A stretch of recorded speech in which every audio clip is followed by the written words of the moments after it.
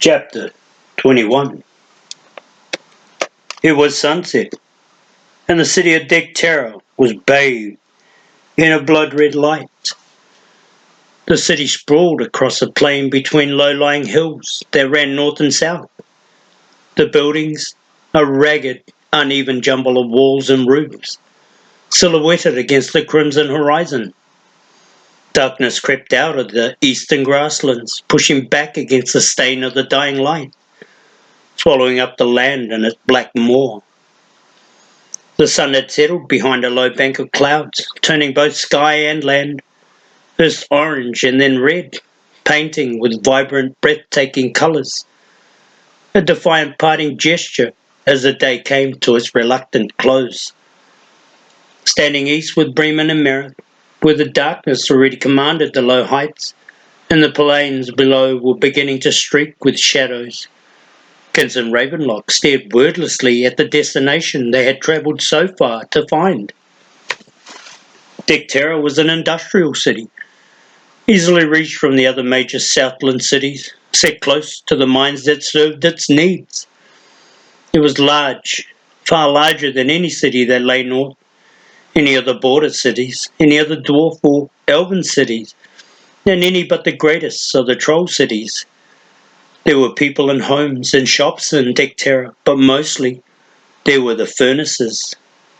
They burned without ceasing, grouped in clusters throughout the city, defined in daylight by the plumes of thick smoke that rose from their stacks, and at night by the bright hot glow of their open mouths. They drank greedily of the wood and coal that fed the firings, of the ores that passed into their bellies to be melted down and shaped.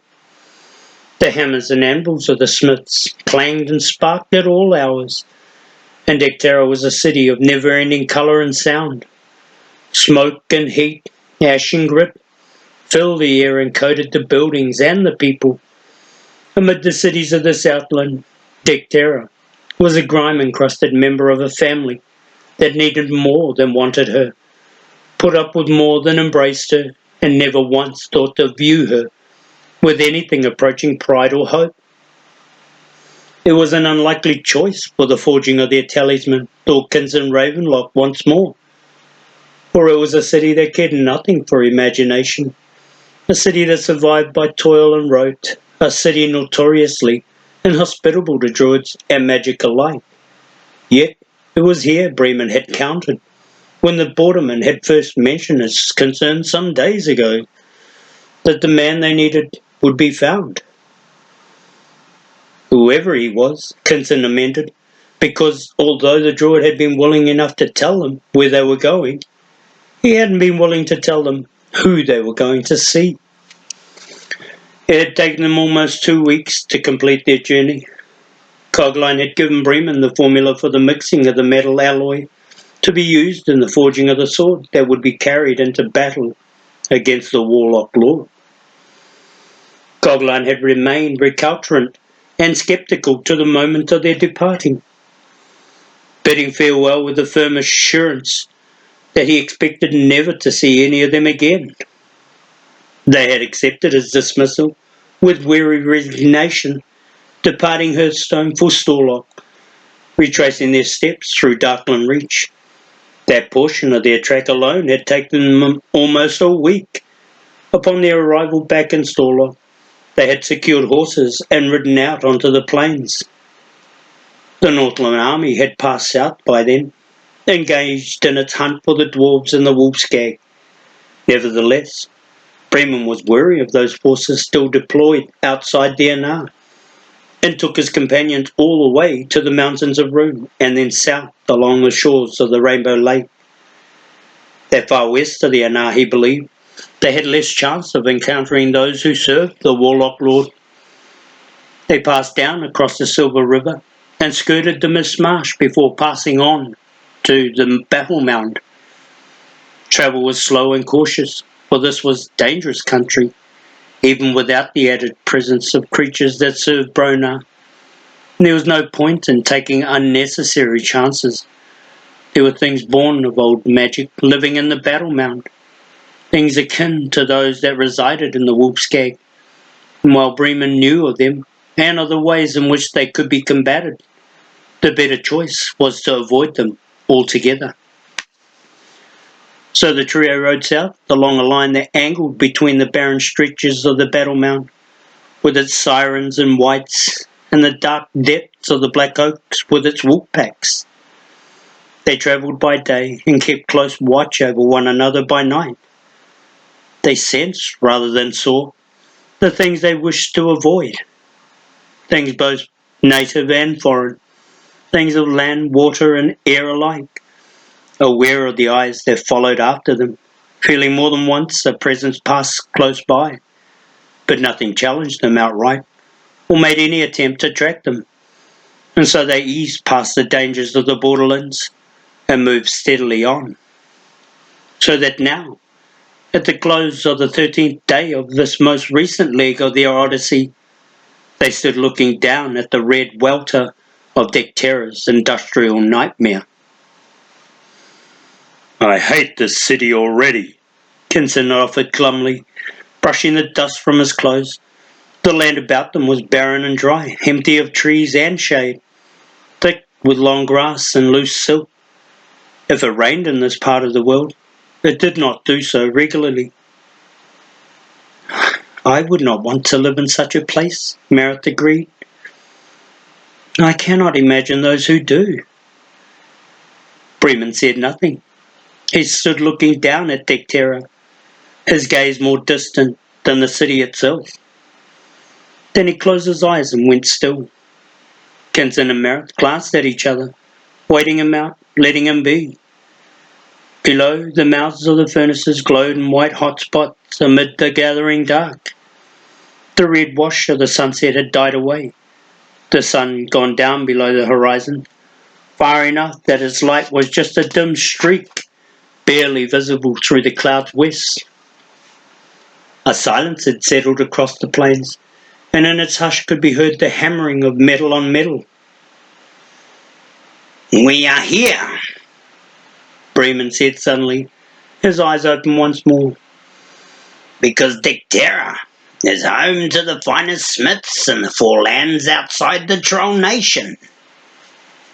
The Southlanders have no use for the Druids, but they are more likely to provide us with what we require than the Trolls. All we need to do is find the right man." "Kinson, that will be your task. You will be able to pass through the city freely and without attracting attention." "Fair enough," Kinson agreed, anxious to get on with the matter. "Who is it I seek?" "That will be up to you to decide." "Up to me?" Kinson was astounded. "We came all this way to find a man we don't even know?" Bremen smiled indulgently. "Patience, Kinson, and have faith. We did not come here blindly or without reason. The man we seek is here, known to us or not. As I said, the best smiths in the four lands reside in Dectera, but we must choose among them, and choose wisely. It will take some investigating. Your tracker skills should serve you well." "What am I looking for in this man?" Kinson pressed. He was irritated by his own uncertainty. "What you would look for in any other man. Skill, knowledge, and pride of workmanship in his trade. A master smith." Bremen put one frail hand on the big man's shoulder. "Did you really have to ask me that?" Kinson grimaced, standing to one side. Merritt smiled faintly. "What do I do when I've found this master smith?" "Return here for me. Then we will go down together to persuade him to our cause." Kinson looked back at the city, at its maze of dark buildings and scattered fires, at the mix of black shadows and crimson glare. The workday had become the work night, and there was no dimming of the furnaces or slowing of the labour. The swelter of heat and body sweat hung above the city in a damp shimmer. A smith who understands the concept of mixing ores to make stronger alloys and of tempering metals to gain that strength. Kenson shook his head. Not to mention a smith who thinks it is all right to help the druids forge a weapon of magic. Bremen tightened his hand on his friend's shoulder. Do not be overly concerned with our smith's beliefs. Look for the other qualities instead. Find the master we seek. Leave the rest to me. Kenson nodded. He looked at Marith, at the huge dark eyes staring back into his. And what of you? Marith and I will wait here for your return. You will do better alone. You will be able to move more freely if not burdened by the prince's presence of companions. Bremen took his hand from the borderman's shoulder. But be careful, Kenson. These are your countrymen, but they are not necessarily your friends.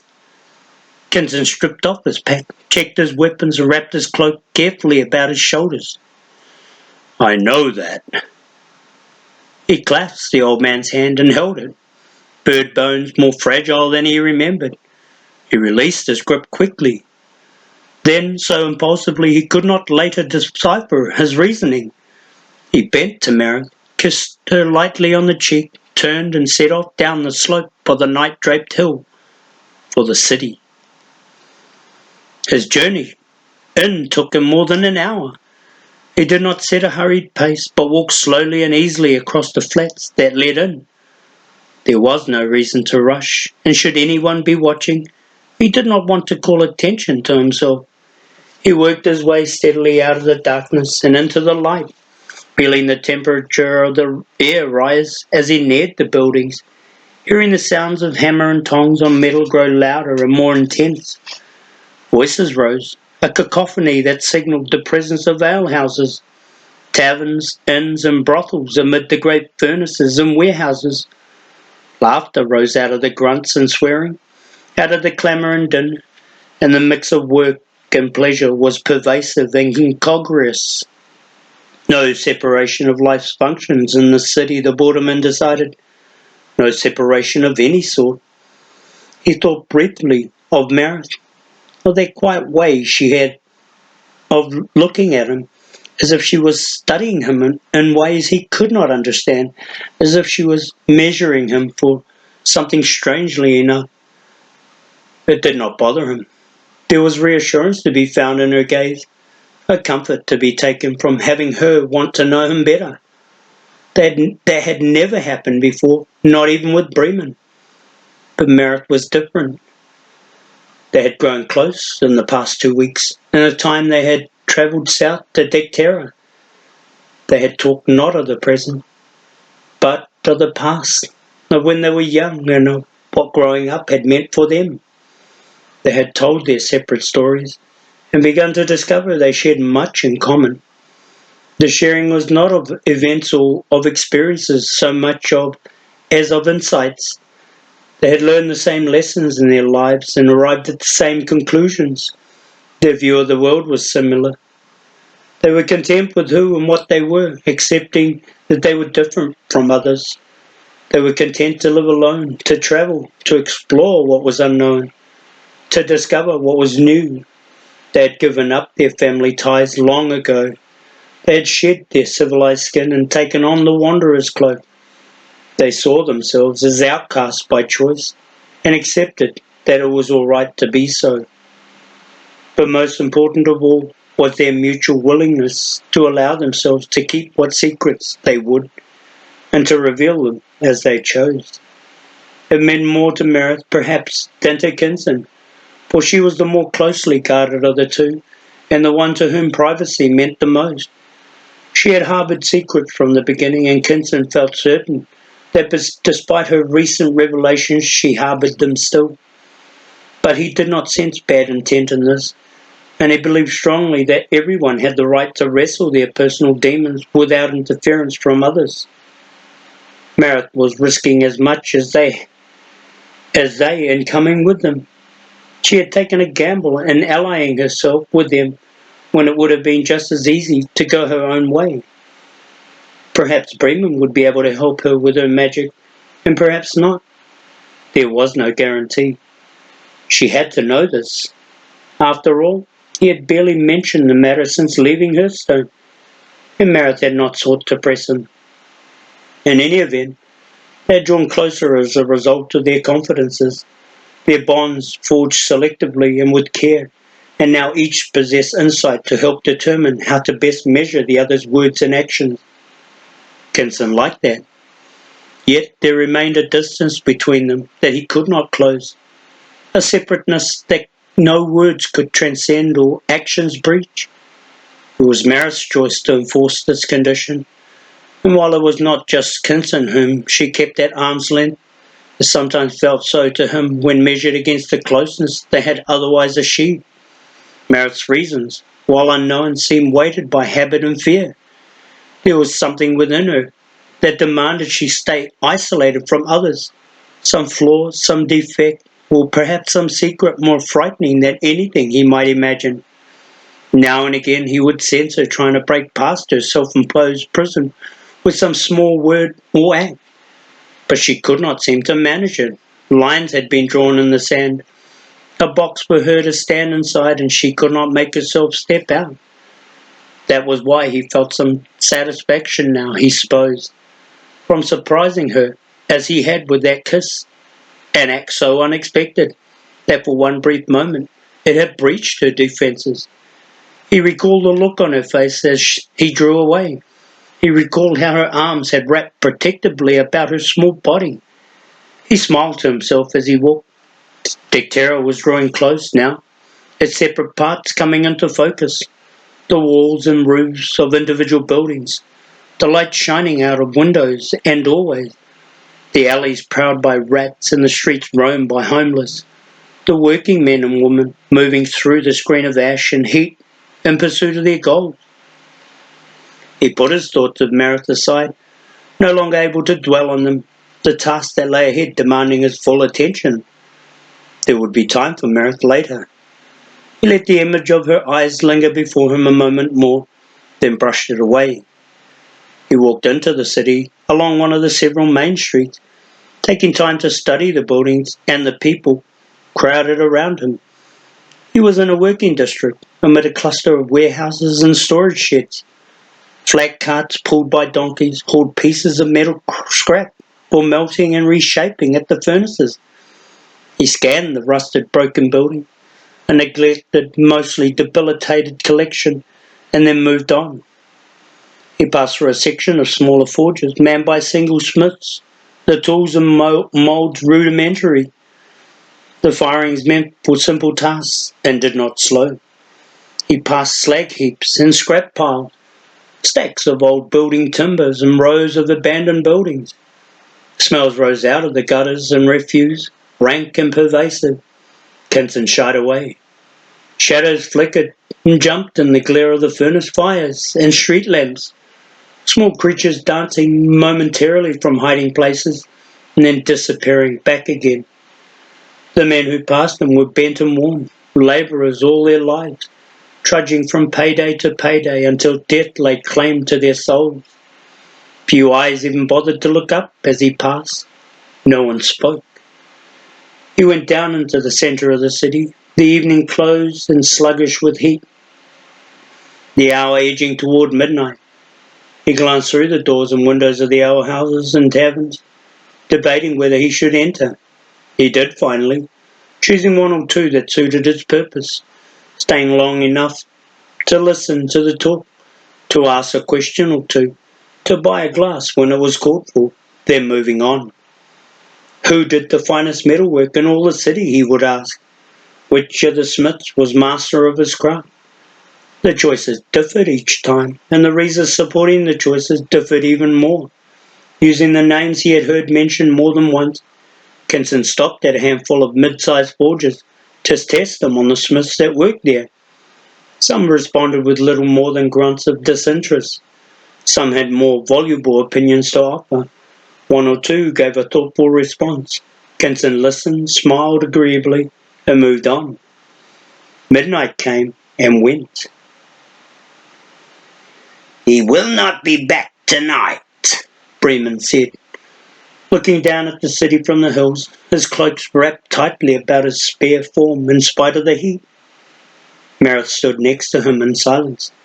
They had watched the borderman until he could no longer be seen, a diminishing figure melting away in the gathering dark. Even then, they had not moved, continuing their vigil as if sentinels posted against the coming of the night. Overhead, the skies brightened with stars and a quarter moon, visible from the heights, but not from the smoke-shrouded city below. Bremen turned away, walked a few steps to his left, and settled himself in a patch of soft, thick grass. Comfort for his aging bones. He sighed contentedly. It took less and less to satisfy him, he found. He thought to eat, but realized he wasn't really hungry. He looked up as Marith came over to join him, seating herself unbidden, looking off into the dark as if something waited for her there. "Would you like something to eat?" He asked her, but she shook her head, lost in her thoughts, gone back into the past again, or perhaps speculating on the future. He had learned to recognize the look more often somewhere other than where she was, possessed of a restless spirit and a dissatisfied heart. That was Marith. He left her alone for a time, gathering his own thoughts, not wanting to rush what he intended. It was a delicate matter, and if she felt she was being coerced, she would close herself off from him completely. Yet there must be a resolution, and it must come now. "On nights like these, I think of my boyhood," he said finally, Looking not at her, but at the summit of the hills and the stars that hung above them. He smiled. "Oh, I suppose it seems as if someone as old as I could not ever have been young. But I was. I lived in the hill country below Lee with my grandfather, who was a metal worker of great skill. Even when he was old, his hands were steady and his eyes keen. I would watch him for hours, amazed at his dexterity and patience. He loved my grandmother, and when she died, he said she took a part of him with her that he could never have back again, but that the loss was worth it for the time they had shared. He said I had been given him in her place. He was a fine man." He looked at Marith now and found her looking back, interested. "But my parents were another matter. They were nothing like my grandfather. They were never able to settle in one spot for long, not ever in their short lives, and nothing of my grandfather's dedication to his craft ever took root in them. They were always moving about, changing their lives, looking for something new, something different. They left me with my grandfather shortly after I was born. They had no time for me." His aged brow wrinkled thoughtfully. "I resented it for many years, but eventually I came to understand that is it is with parents and children. Each disappoints the others in ways that neither recognizes nor intends, and it takes time to overcome that disappointment. It was so with my parents and their decision to leave me." But you have a right to expect your parents to stay with you through your childhood, Marith declared. Bremen smiled. "I used to believe that, But a child doesn't always understand the complexities of adult choices. A child's best hope in life is that its parents will try to do what is best for it. But deciding what is best is a difficult process. My parents knew I would not grow well travelling with them, for they were not able to give me the attention I needed. They could barely give it to each other. So they left me with my grandfather, who loved me and watched over me as they could not. It was the right choice. She mulled it over for a moment. But it marked you. He nodded. For a time, but not in any lasting way. Perhaps it even helped toughen me. I don't pretend to know. We grow as best we can under the circumstances given us. What good does it do to second guess ourselves years after the fact? Better that we simply try to understand why we are here as we are and then better ourselves by learning from that. There was a long silence as they faced each other. The expressions on their faces lit well enough by the light of stars and moon to be clearly discernible. You are talking about me, aren't you? Merritt said finally. My parents, my family. Freeman did not let his expression change. You do not disappoint me, Merritt, he said softly. Your insight serves you well. Her small features hardened. I do resent my parents. They left me to grow up with strangers. It wasn't my mother's fault. She died giving birth to me. I don't know about my father. Perhaps it wasn't his fault either. She shook her head. But that doesn't change now how I feel about them. It doesn't make me feel any better about being left. Bremen eased forward, needing to shift his body to avoid cramping of muscles and joints. The aches and pains were more frequent and less easily dispelled these days, the very opposite of his hunger. He thought with irony, welcome to old age. Even the George sleep was losing its power to sustain him. His eyes sought hers. I would guess that you have reason to be angry with your parents, beyond what you have told me.